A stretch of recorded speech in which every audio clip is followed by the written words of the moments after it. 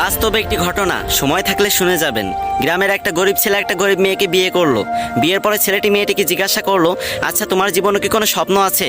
তখন মেয়েটি বলল, হ্যাঁ আমার জীবনে অনেক স্বপ্ন, আমি একদিন অনেক বড় ডক্টর হব, কিন্তু আমি যে গরিব।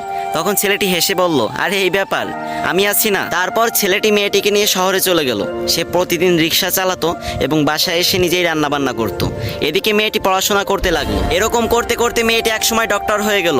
ছেলেটি এই খবর শুনে খুশিতে আত্মহারা হয়ে গেল এবং সে সেই ছেঁড়া কাপড় পরেই মেয়েটির সাথে দেখা করতে চলে গেল। মেয়েটি যখন তার বন্ধু বান্ধব নিয়ে কলেজ থেকে বের হচ্ছিল, তখন ছেলেটি সবার সামনে গিয়ে মেয়েটিকে বলল, জানো আজকে না আমি অনেক খুশি, আজকে তুমি ডাক্তার হতে পেরেছো। তখন মেয়েটির বান্ধবীরা জিজ্ঞাসা করলো, এই এ কে রে? তখন মেয়েটি বলল, আরে আমি চিনি না, হয়তো কোনো ভিক্ষুক টিক্ষুক হবে। তখন ছেলেটি মন থেকে অনেক কষ্ট পেল। ছেলেটির চোখে পানি চলে আসলো এবং সে বলল, তুমি ঠিকই বলেছো।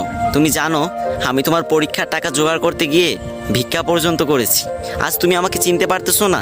আমি তোমার স্বামী। এই কথা বলার সাথে সাথে মেয়েটি ছেলেটিকে একটা থাপ্পড় মেরে দিল এবং বলল, তোর সাহস তো কম না, তুই তখন থেকে যা ইচ্ছা তাই বলে যাচ্ছিস, আর আমি একটা ডাক্তার, তোর মতো ফকির আমার স্বামী হতে যাবে কেন?